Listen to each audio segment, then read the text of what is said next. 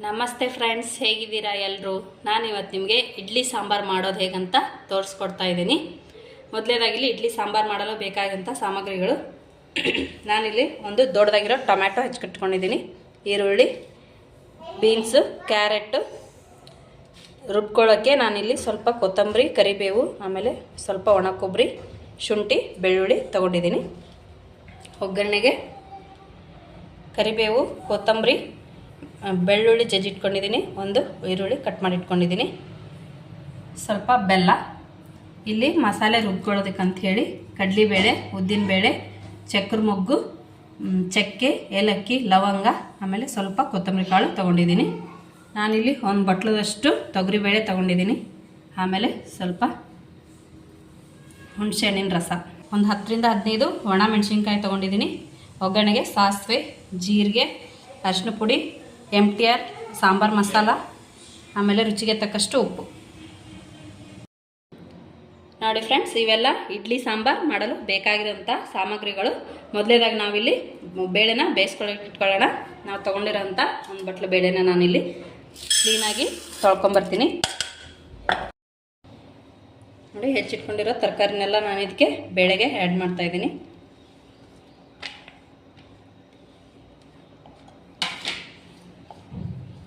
ಇದಕ್ಕೆ ನಾನು ಇಲ್ಲಿ 1 ಗ್ಲಾಸಷ್ಟು ನೀರು ಹಾಕ್ತಾಯಿದ್ದೀನಿ, ಬೇಳೆ ಬೇಯ್ಕೊಳ್ಳೋಷ್ಟು. ನೀವು ಇಲ್ಲೊಂದು ಬೇಳೆ ಚೆನ್ನಾಗಿ ಬೇಯಬೇಕಂದ್ರೆ ಸ್ವಲ್ಪ ಅರಿಶಿನ ಆ್ಯಡ್ ಮಾಡಬೇಕಾಗುತ್ತೆ. ಹಾಕ್ಬೋದು. ಅರಿಶಿನ ಹಾಕೋದ್ರಿಂದ ಬೇಳೆಗಳು ನೀಟಾಗಿ ಬೇಯುತ್ತೆ ಅಂತ ನಾನು ಹಾಕ್ತಾಯಿದ್ದೀನಿ. ಇದನ್ನು ಒಂದು 4ರಿಂದ 5 ವಿಸಿಲು ಕೂಗಿಸ್ಕೊಂಬರೋಣ.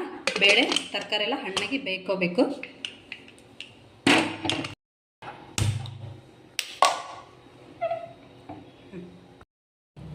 ನೋಡಿ, ಆ ಬೇಳೆ ಬೇಯಿಸ್ಕೊಳ್ಳೆ ನಾವು ಇಡ್ಲಿನ ಮಾಡ್ಕೊಂಬರೋಣ. ನೋಡಿ, ಇಡ್ಲಿ ಹಿಟ್ಟು ಎಷ್ಟು ಚೆನ್ನಾಗಿ ಬಂದಿದೆ. ನೋಡಿ, ಎಷ್ಟು ಚೆನ್ನಾಗಿ ಉದುಗಿ ಬಂದಿದೆ ಹಿಟ್ಟು. ಈ ಥರ ಇದ್ದರೆ ಇಡ್ಲಿ ಮೃದುವಾಗಿ ಚೆನ್ನಾಗಿ ಬರುತ್ತೆ. ನಿಮಗೆ ಇಡ್ಲಿ ಹಿಟ್ಟು ರೆಡಿ ಮಾಡೋದು ಹೇಗಂತ ಬೇಕಾದರೆ ನನಗೆ ಕಮೆಂಟ್ ಬಾಕ್ಸಲ್ಲಿ ಕಮೆಂಟ್ ಮಾಡಿ. ನಾನು ನಿಮಗೆ ಡೀಟೇಲ್ ಆಗಿರೋ ಒಂದು ವಿಡಿಯೋನ ಅಪ್ಲೋಡ್ ಮಾಡ್ತೀನಿ.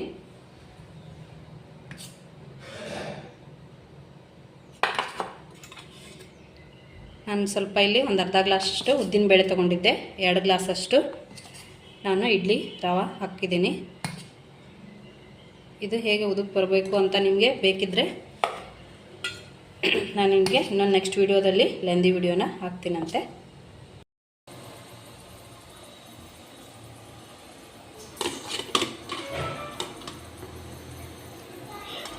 ಐದು ನಿಮಿಷ ಇದನ್ನ ಬೇಯಿಸಿಡೋಣ.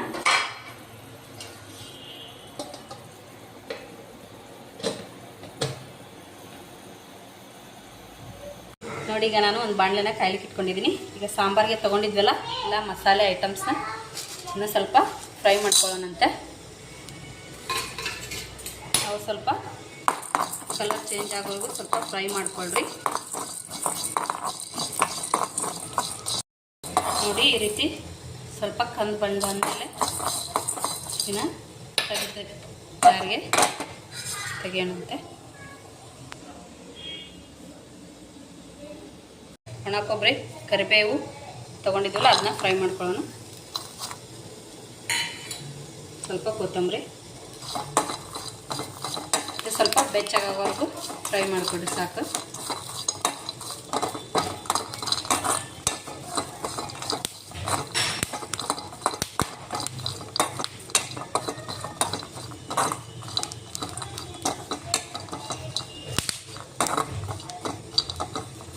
ನೋಡಿ, ಇದೀಗ ಸಾಕು. ಬಂದ್ ಮಾಡಿ ನಾವು ಇದಕ್ಕೆ ಜಾರಿಗೆ ಸರ್ವ್ ಮಾಡೋಣ.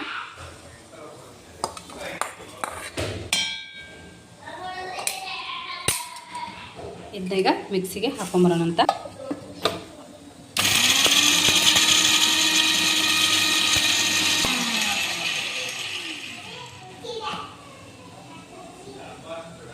ನೋಡಿ, ಈಗ ಸ್ವಲ್ಪ ತರಿ ಆದಮೇಲೆ ಇನ್ನೊಂದು ನಿಮಗೆ ನಾನು ಇಲ್ಲಿ 1 ಸ್ಪೂನಷ್ಟು ಬೇಯಿಸಿಟ್ಕೊಂಡಿದ್ನಲ್ಲ ಅದನ್ನು ಬೇಳೆನ ಹಾಕ್ಕೊತಿದ್ದೀನಿ. ಏನಕ್ಕಪ್ಪ ಬೇಳೆ ಹಾಕ್ತಿದ್ದೀನಿ ಅಂದರೆ ಸ್ವಲ್ಪ ಸಾಂಬಾರು ಮಂದಗೆ ಚೆನ್ನಾಗಿ ಬರುತ್ತೆ ಟೇಸ್ಟು. ಬೇಳೆ ಹಾಕಿದ್ರೆ ಒಂದು ಸ್ಪೂನ್ ಹಾಕಿದರೆ ಸಾಕು, ಟೇಸ್ಟ್ ಚೆನ್ನಾಗಿರುತ್ತೆ ಅಂಥೇಳಿ ನಾನು ಹಾಕ್ಕೊತಿದ್ದೀನಿ. ಇದನ್ನ ಈಗ ನಾವು ಸ್ವಲ್ಪ ನೀರು ಆ್ಯಡ್ ಮಾಡಿಕೊಡ್ರಿ, ಒಂದು 2 ಚಮಚಷ್ಟು.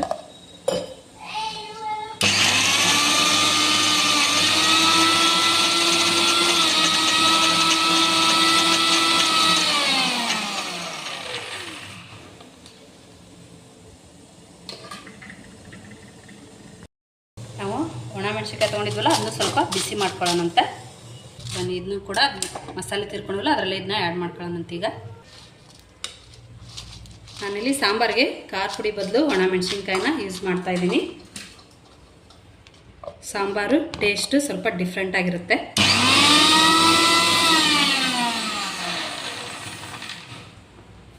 ಸಾಂಬಾರಕ್ಕೆ ಹಾಕೋ ಮಸಾಲೆ ಎಲ್ಲ ರೆಡಿ ಆಯಿತು. ಬನ್ನೀಗ ಸಾಂಬಾರಿಗೆ ಒಗ್ಗರಣೆ ಹಾಕ್ಕೊಂಡು ಬರೋಣ. ಬನ್ನೀಗ ಸಾಂಬಾರಿಗೆ ಒಗ್ಗರಣೆ ಹಾಕೋದೇಗಂತ ನೋಡ್ಕೊಂಬರೋಣ. ನಾನಿಲ್ಲಿ ಒಂದು ಪಾತ್ರೆನ ಕಾಯ್ಲಿಕ್ಕೆ ಇಟ್ಕೊಂಡಿದ್ದೀನಿ. ಅದಕ್ಕೆ ನಾನು ಇಲ್ಲಿ 4 ರಿಂದ 5 ಸ್ಪೂನಷ್ಟು ಆಯಿಲ್ನ ಹಾಕ್ತಾಯಿದ್ದೀನಿ. ಆಯಿಲು ಚೆನ್ನಾಗಿ ಕಾದ್ಮೇಲೆ ಸಾಸಿವೆ ಜೀರಿಗೆ ಹಾಕಿ,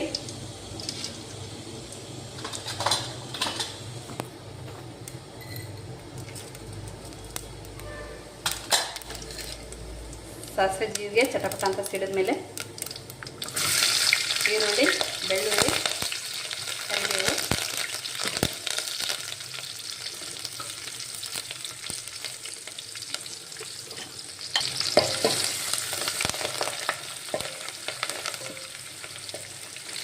ಅದೇ ರೀತಿ ಈರುಳ್ಳಿ ಬೆಂದಾದ್ಮೇಲೆ ನಾನು ಇದಕ್ಕೆ ಸ್ವಲ್ಪ ಒಂದು ಅರ್ಧ ಸ್ಪೂನಷ್ಟು ಅರಿಶಿನ ಪುಡಿ ಆ್ಯಡ್ ಮಾಡ್ತಾಯಿದ್ದೀನಿ. 1 ಸ್ಪೂನಷ್ಟು MTR ಸಾಂಬಾರು ಮಸಾಲ, ರುಚಿಗೆ ತಕ್ಕಷ್ಟು ಉಪ್ಪು,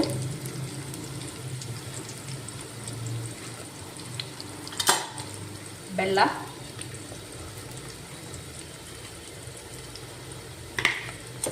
ಇದನ್ನೆಲ್ಲ ಎಣ್ಣೆಲಿ ಸ್ವಲ್ಪ ಫ್ರೈ ಮಾಡ್ಕೊಳ್ರಿ.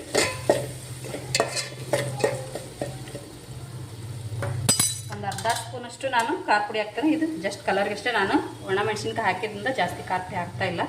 ಒಂದು ಸ್ವಲ್ಪ ಕಲರ್ಗಷ್ಟೇ ಒಂದು ಅರ್ಧ ಸ್ಪೂನಷ್ಟು ಮೆಣಸಿನ ಪುಡಿ ಹಾಕ್ತಾಯಿದ್ದೀನಿ.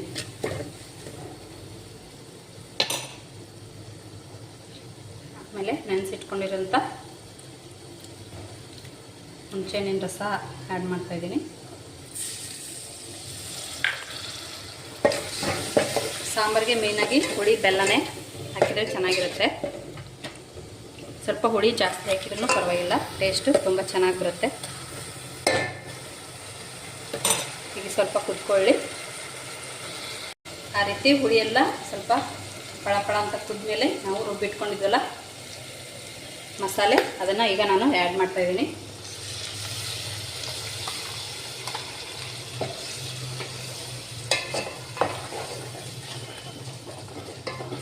ಮಸಾಲೆ ಕೂಡ ಸ್ವಲ್ಪ ಎಣ್ಣೆಯಲ್ಲಿ ಒಂದು 2 ನಿಮಿಷ ಬೇಯಿಕೊಳ್ಳಿ. ತರಕಾರಿ ಬೇಳೆ ಎಲ್ಲ ಚೆನ್ನಾಗಿ ಬೆಂದಿದೆ. ಇದಕ್ಕೆ ನಾವು ಎಷ್ಟು ಬೇಕೋ ಅಷ್ಟು ನೀರು, ನಿಮಗೆ ಸಾಂಬಾರು ಎಷ್ಟು ಬೇಕು ನೋಡಿರಿ ಅಷ್ಟು ನೀರು ಹಾಕ್ಕೊಳ್ರಿ. ನಾನಿಲ್ಲಿ 2 ಗ್ಲಾಸಷ್ಟು ನೀರನ್ನ ಹಾಕ್ಕೊಂಡಿದ್ದೀನಿ. ಈಗ ಇದನ್ನು ನಾವು ಸಾಂಬಾರಿಗೆ ಹಾಕೋಣಂತೆ. ಮಸಾಲೆ ಎಲ್ಲ ಹಾಕಿದ್ವಲ್ಲ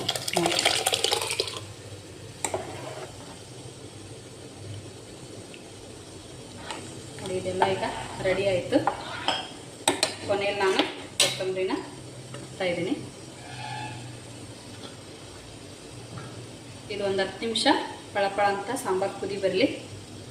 ಈಗ ಸಾಂಬಾರು ಚೆನ್ನಾಗಿ ಕುದಿ ಬಂದಿದೆ, ಘಮ ಘಮ ಅಂತಿದೆ ಸಾಂಬಾರು.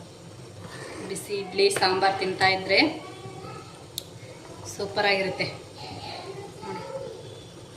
ನನಗೆ ಇದನ್ನ ನಾವು ಒಂದು ಬೌಲ್ಗೆ ಸರ್ವ್ ಮಾಡೋಣ.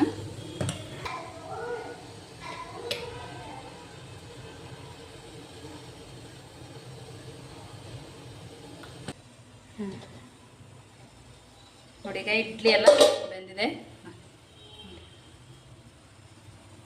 ರೀತಿ ಕೈಗೆ ಹಿಟ್ಟು ಅಂಟ್ಕೊಳ್ಳಿಲ್ಲ ಅಂದರೆ ಇಡ್ಲಿ ಚೆನ್ನಾಗಿ ಬೆಂದಿದೆ ಅಂತ.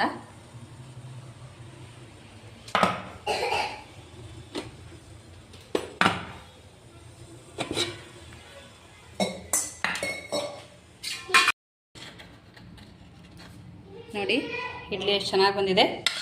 ಇನ್ನೂ ನಿಮ್ಗೆ ಟಿಪ್ಸ್ ಹೇಳ್ಬೇಕಂದ್ರೆ ಇಡ್ಲಿನ ನೀವು ಕುಕ್ಕರಿಂದ ಹೊರಗೆ ತೆಗಿತಿರಲ್ಲ, ಅದು ತೆಗೆದ ತಕ್ಷಣವೇ ನೀವು ಈ ಥರ ಪ್ಲೇಟಿಂದ ತೆಗಿಬೇಡ್ರಿ. ಯಾಕಂದರೆ ಅದು ಹಿಟ್ಟೆಲ್ಲ ಪ್ಲೇಟಿಗೆ ನೆನ್ಕೊಂಡ್ಬಿಡುತ್ತೆ. ಒಂದು 2 ನಿಮಿಷ ಅದು ಆರೋವರೆಗೂ ಬಿಟ್ಟು ಆಮೇಲೆ ಹಿಂಗೆ ತಕ್ಕೊಳ್ರಿ. ನೋಡಿ ಎಷ್ಟು ಚೆನ್ನಾಗಿ ಪ್ಲೇಟಿಗೆ ಅಂಟ್ಕೊಳ್ದೇನೆ ಇಡ್ಲಿ ಎಷ್ಟು ಚೆನ್ನಾಗಿ ಬಂದಿದೆ ನೋಡಿ. ಮೆತ್ತಗೆ ಎಷ್ಟು ಚೆನ್ನಾಗಿದೆ ನೋಡಿ. ಬಿಸಿ ಬಿಸಿ ಮಲ್ಲಿಗೆ ಹೂವಿನ ಥರ ಇಡ್ಲಿ ಎಷ್ಟು ಚೆನ್ನಾಗಿ ಬಂದಿದೆ.